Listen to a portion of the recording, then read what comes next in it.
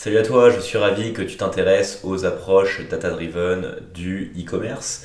Et sans plus attendre, je vais te montrer dans cette vidéo 4 rapports qui vont te permettre de comprendre l'importance d'avoir une base de collecte de données solide pour mieux comprendre les parcours de conversion de ces utilisateurs, pour ensuite mieux les adresser et obtenir des résultats probants pour ta stratégie e-commerce. C'est parti! Premier rapport qui va vous permettre de mieux comprendre les comportements de vos utilisateurs web et ensuite derrière pouvoir mieux optimiser votre stratégie d'acquisition e-commerce. Bien évidemment, nous sommes dans Google Analytics et ce premier rapport se trouve dans l'espace acquisition, tout le trafic canaux. Ce rapport vous permet de comprendre les différentes performances de vos sources d'acquisition. Donc si on creuse un peu plus profondément dans ce rapport, nous y retrouvons l'ensemble de vos sources d'acquisition. Donc Organic Search par exemple c'est le SEO, le trafic direct, ce sont les personnes qui ont tapé directement votre URL de site web dans la barre de recherche Google, le referral qui sont tous les liens d'affiliation, le social qui est par exemple Facebook Ads, LinkedIn, etc.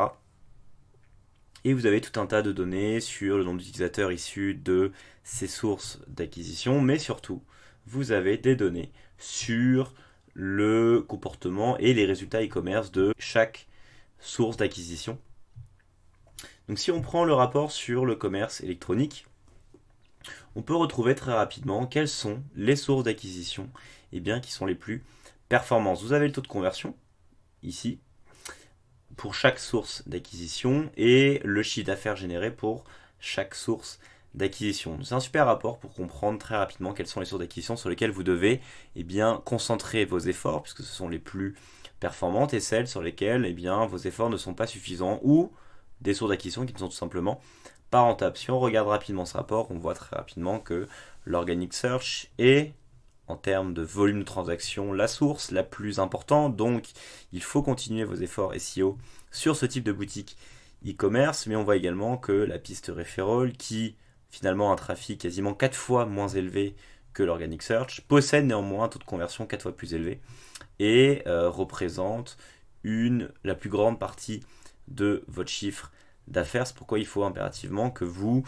continuez, par exemple cet exemple-là, de travailler sur le referral et de continuer d'acquérir davantage de sessions, puisque on remarque que ces sessions sont les plus porteuses en termes de business. Si on clique sur le referral, on peut retrouver très rapidement quels sont les sites en fait qui génèrent vraiment de la conversion et du business. Donc on voit que par exemple c'est le site web mail.googleplex.com pour cette boutique e-commerce là, qui est la source d'acquisition la plus porteuse.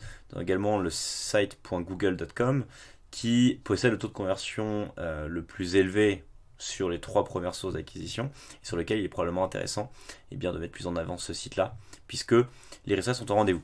Donc grâce à ce type de rapport, vous pouvez vraiment mieux comprendre quelles sont les sources d'acquisition qui génèrent le plus de ventes pour vous, et également travailler sur les sources d'acquisition qui sont porteuses et que vous n'avez pas forcément identifiées. Le second rapport est un rapport sur le contenu de votre site web et qui est un de mes préférés sur Google Analytics. Donc pour y accéder, vous allez dans la partie comportement, contenu du site et page de destination.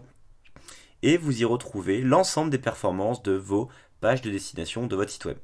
Donc ici, on peut retrouver quelles sont les pages de destination qui, finalement, sont les plus importantes dans votre site web et également leur performance en termes de taux de rebond et finalement de taux de conversion final. Donc on voit très rapidement, par exemple, la deuxième page de destination la plus importante.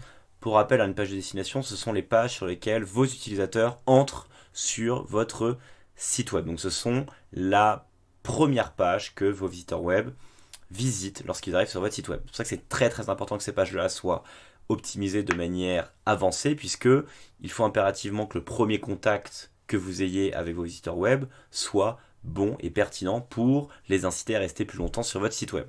Donc ici, si on regarde sur cette page-là, Google Redesign, qui est la page de destination, la deuxième page de destination la plus importante en termes de trafic, son taux de conversion est extrêmement mauvais par rapport à la moyenne du site web qui est de 0,76%. On a également un taux de rebond qui est très élevé pour cette page de destination là. Donc un taux de rebond, je le rappelle, cela caractérise en fait la vue grossièrement d'une seule page par un utilisateur avant que celui-ci n'ait quitté votre site web. Donc, qu'est-ce qui se passe? C'est-à-dire que ici, quand on a un taux de rebond de 54%, c'est-à-dire que un utilisateur sur deux arrive sur cette page-là et quitte ensuite immédiatement le site web. Ce qui évidemment eu un mauvais résultat pour le gérant de ce site web, puisque cette page-là, par exemple, qui est la deuxième page de destination la plus visitée, eh bien un taux de rebond qui est au-delà de 50%, donc une personne sur deux quitte immédiatement le site web après avoir consulté cette page-là, et surtout le taux de conversion finale suite à la visite de cette page-là est extrêmement mauvais, 0,15%. Également, le volume de chiffre d'affaires est très mauvais, on passe de 265 dollars dans un chiffre d'affaires de 109 000 dollars. Donc clairement, grâce à ce rapport-là, vous pouvez très bien qu'ici il y a un problème sur cette page-là et que vous devez soit retravailler sur l'acquisition du trafic de cette page-là, peut-être que le trafic n'est pas pertinent, ou sur la page en elle-même, changer des choses, faire des A/B tests pour faire baisser le taux de rebond et améliorer votre taux de conversion. Pareil sur la home, qui est évidemment la page la plus importante de votre site e-commerce, vous devez impérativement vous assurer que cette home page est extrêmement optimisée puisque c'est la page d'entrée dans votre site web et vous devez impérativement inciter vos utilisateurs à visiter plus de pages après avoir consulté la home page. Ici, on voit également que le taux de rebond est très élevé, donc il faut probablement retravailler sur le design de cette page-là, probablement sur les call to action pour ensuite inciter les visiteurs de ce site e-commerce à aller consulter des produits, à les ajouter au panier et à les acheter. Le taux de conversion est dans la moyenne du site web, donc c'est plutôt intéressant. Et lorsque vous creusez un peu dans ce rapport, ça vous permet de trouver des pages qui sont intéressantes à pusher en tant que page de destination. Par exemple, celle-ci, Google Redesign, on voit que le trafic est relativement faible par rapport au trafic sur la home page, mais que le taux de conversion de cette page est au-delà de la moyenne du site, un tout petit peu au-delà. Et c'est donc probablement une page, pareil pour le taux de rebond qui est relativement inférieur à la moyenne du site, c'est probablement une page qui a intérêt à être pushée en avant en tant que page destination ou dans vos annonces, que ce soit sur Google Ads, Facebook Ads, etc. Donc c'est un super rapport pour bien comprendre les performances de votre site web, les performances de vos pages de destination et travailler sur les pages de destination qui présentent des résultats qui ne sont pas suffisants par rapport à vos objectifs business. Troisième rapport qui cette fois-ci est dans le segment conversion, commerce électronique, performance des produits. C'est probablement le rapport le plus regardé des e-commerçants. C'est tout simplement le rapport qui montre la performance de vos produits.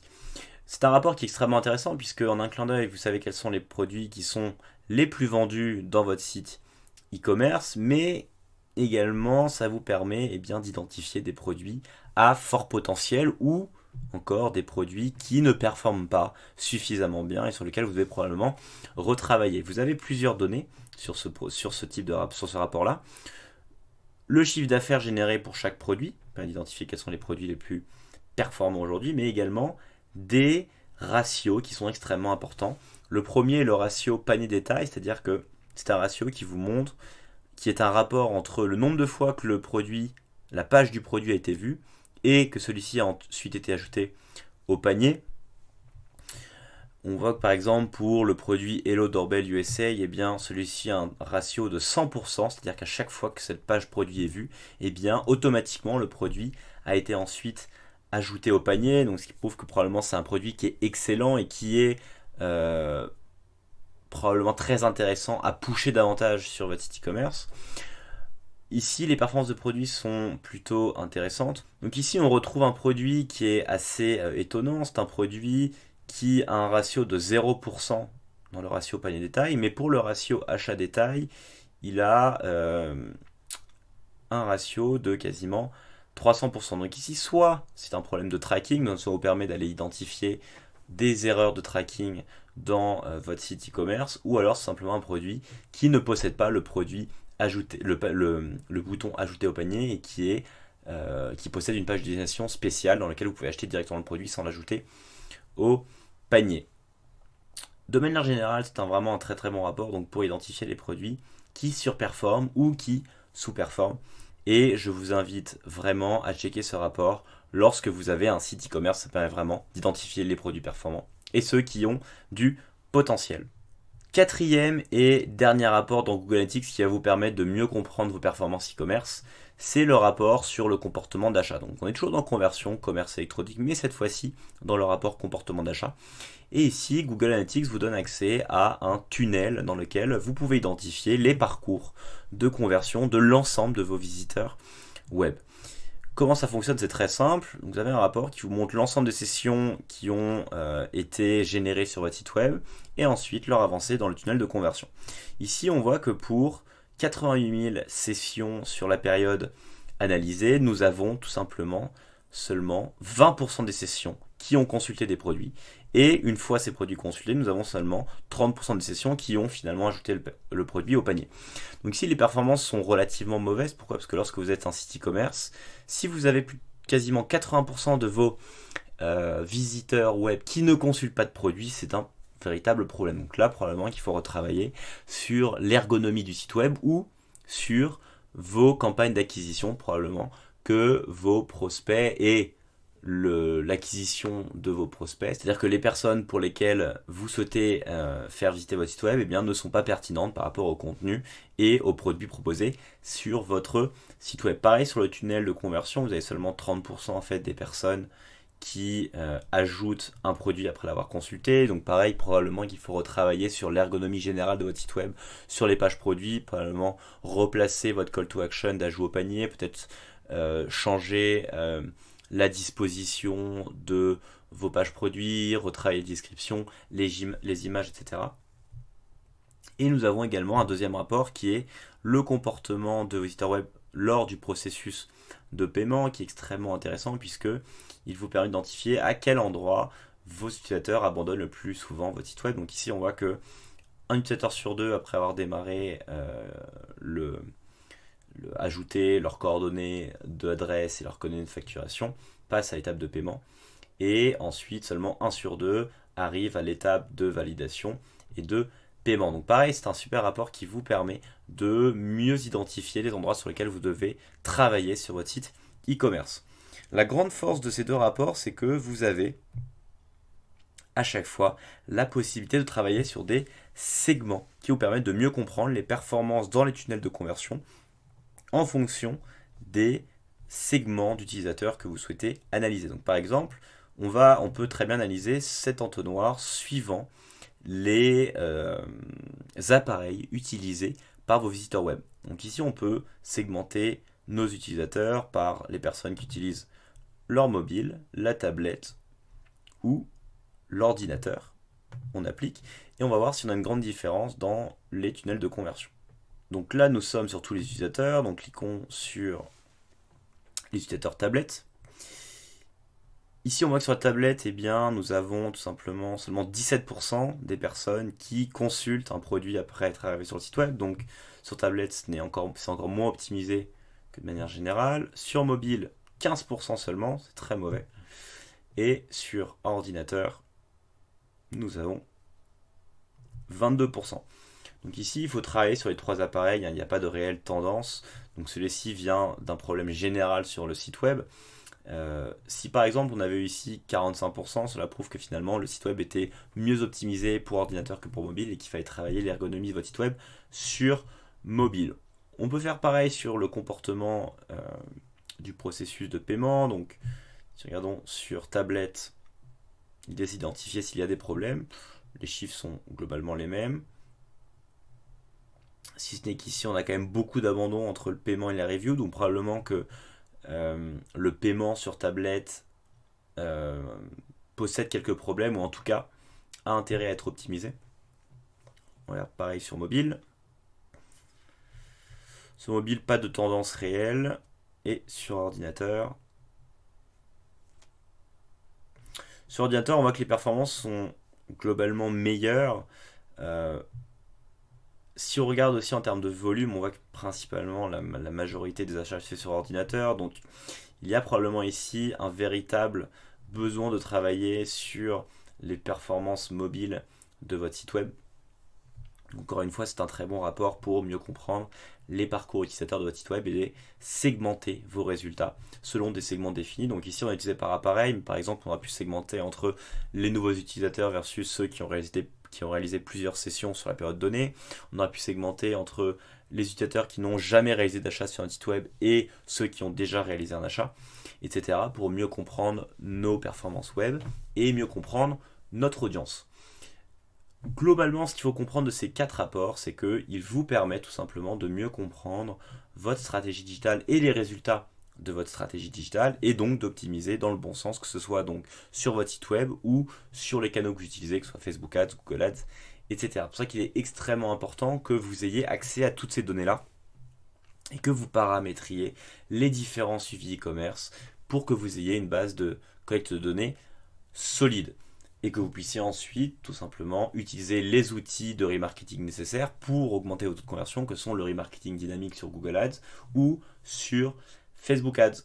Voilà, j'espère que ces exemples t'ont plu et en tout cas t'ont donné envie de mettre en place tous les outils nécessaires pour pouvoir bénéficier de toutes ces données et pouvoir t'aider derrière à prendre de meilleures décisions dans l'optimisation de ta stratégie e-commerce. Alors, la question qui se pose derrière, c'est savoir comment mettre en place tous ces outils. Tu as 2 options.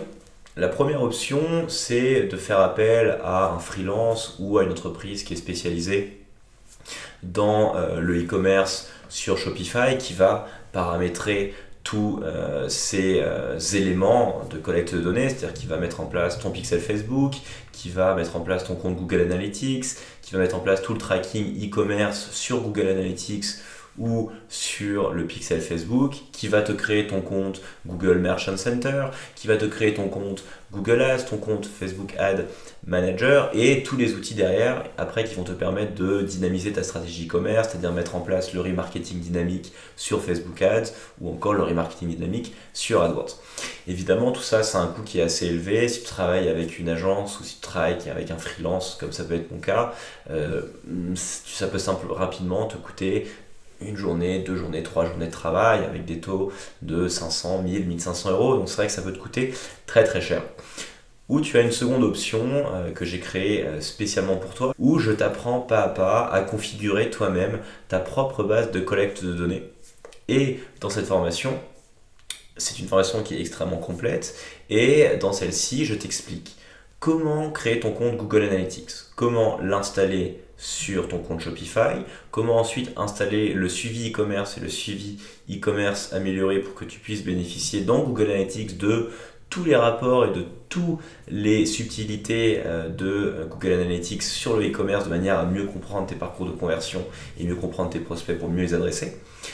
Dans un deuxième temps, je t'explique et je te montre comment créer ton pixel Facebook, ton compte Google Ad Manager, comment installer le pixel Facebook sur ton compte Shopify et comment installer le suivi e-commerce de ton compte Shopify via le pixel Facebook et enfin comment configurer les campagnes de remarketing dynamique de Facebook en utilisant Shopify à travers l'importation de tes produits dans le catalogue, etc. Toute la partie configuration qui est très fastidieuse et très complexe lorsqu'on n'y connaît rien. Je t'explique pas à pas comment faire tout ça. Et troisième volet, sur la partie Google Ads, je t'apprends à créer un compte Google Ads, un compte Merchant Center, à importer tes produits Shopify dans le Merchant Center et à paramétrer tes campagnes de remarketing dynamique pour Google Ads de manière à ce que tu puisses bénéficier du remarketing dynamique également sur cette plateforme. C'est une formation qui est tout en un.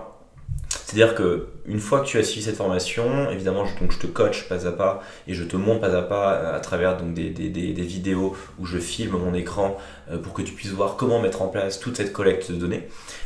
Et à la fin de cette vidéo, eh bien, tu auras ta base de collecte de données qui va te permettre ensuite de mettre en place toutes tes campagnes de remarketing dynamique et de cette fois-ci pouvoir réellement te concentrer sur ton produit et ta stratégie marketing et ne pas perdre de temps à essayer de paramétrer toi-même le pixel Facebook, etc. ou employer quelqu'un d'autre qui va te prendre 1000 euros peut-être pour faire cette démarche-là. Ma promesse, c'est que si tu suis toutes mes vidéos, ta base de collecte de données en 3 heures, elle est réglée. En 3 heures, tu es capable d'avoir tout paramétré si tu as bien suivi tout ce que j'ai fait. Pour rejoindre la formation, c'est très simple, il te suffit simplement de cliquer sur le lien qui s'affiche juste en dessous et dans lequel tu retrouveras toutes les modalités d'inscription à la formation ainsi que de la description de tous les modules. Voilà, je te souhaite en tout cas bon courage pour le développement de ta stratégie e-commerce sur Shopify. Je te dis à très bientôt sur Web Market School. Ciao ciao.